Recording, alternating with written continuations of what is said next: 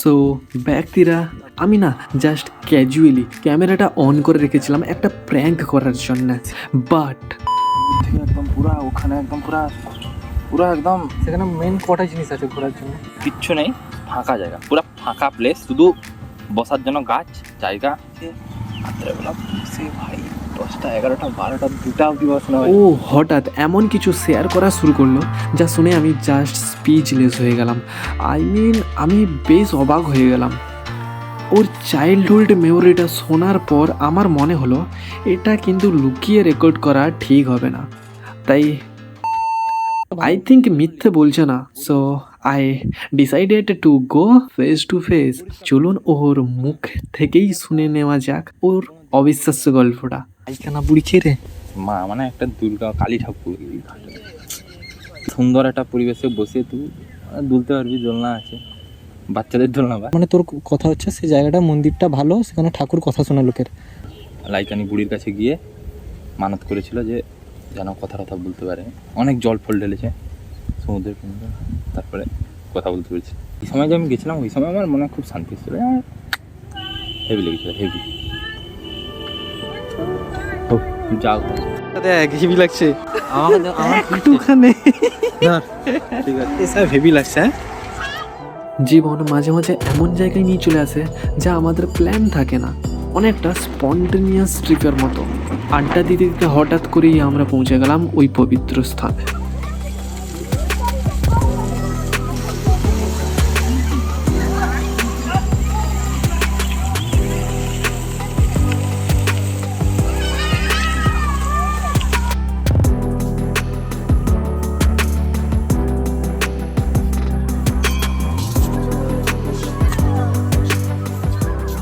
হ্যাঁ বল।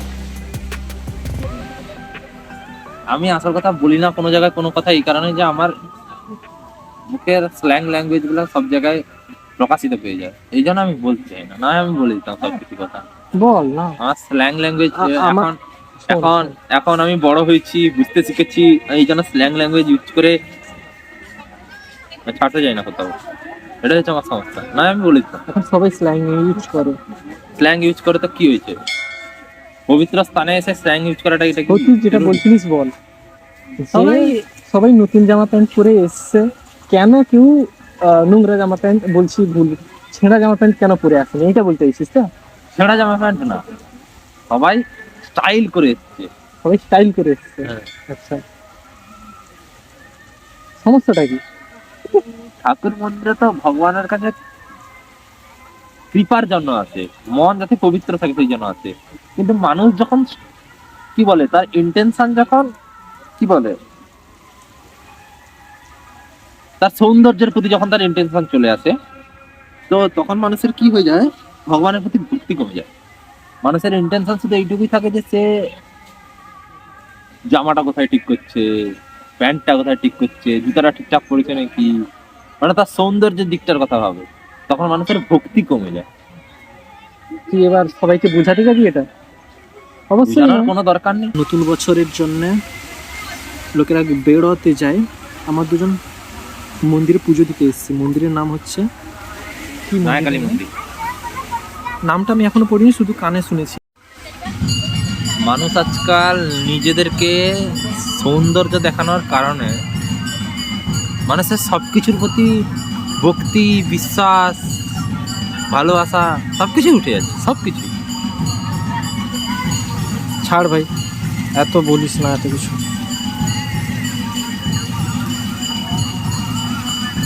এগুলো যেন পোস্ট না হয় বলে দিলাম, তাহলে আমাকে ধরে লোক মারবে। আজকের এই ফাস্ট জীবনে আমরা অনেক সময় আমাদের শিকড় বা বিশ্বাসকে ভুলেই যাই, কিন্তু এখানে বসে উপলব্ধি করলাম ভক্তি মানে শুধু প্রার্থনা নয়, বরং মনের শান্তি এবং একটি পজিটিভ এনার্জি। বর্তমান সমাজে আমাদেরই উচিত এই পবিত্রতা বজায় রাখা এবং একে অপরের বিশ্বাসের প্রতি শ্রদ্ধাশীল হওয়া।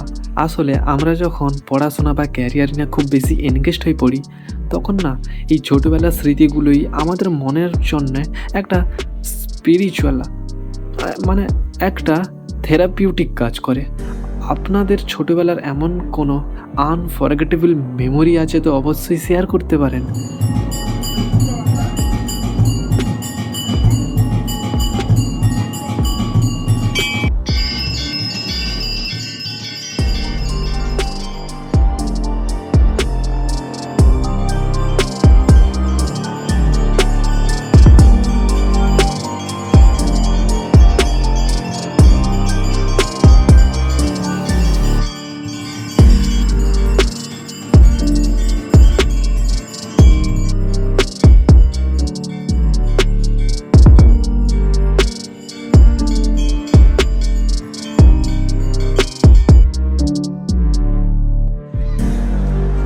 আসলে দিনের শেষে এই ছোট ছোট মুহূর্তগুলিই থেকে যায় একটা ট্রিপ হিসেবে, একটা গল্প হিসেবে, আর অনেকটা শান্তি। লাইফটা আসলে খুব কমপ্লিকেটেড নয়। যদি আপনার পাশে এমন এক বন্ধু থাকে যার সাথে আপনি মন খুলে হাসতে পারেন, যদিও ওর গান খাওয়ার হাতটা খুব একটা সুবিধার নয়, তাও এই ভাইবটা আমি মিস করতে চাইনি। পড়াশুনো, ক্যারিয়ার আর ল্যাবের ব্যস্ততা তো চলতেই থাকবে, কিন্তু মাঝে মাঝে এমন সোল রিফ্রেশিং আড্ডার খুবই প্রয়োজন। সো হে ব্যক্তিরা, ভালো থাকবেন, সুস্থ থাকবেন, হাসতে থাকবেন, আর সবাইকে কিন্তু হাসাতে থাকবেন। আজকের মতো বাই।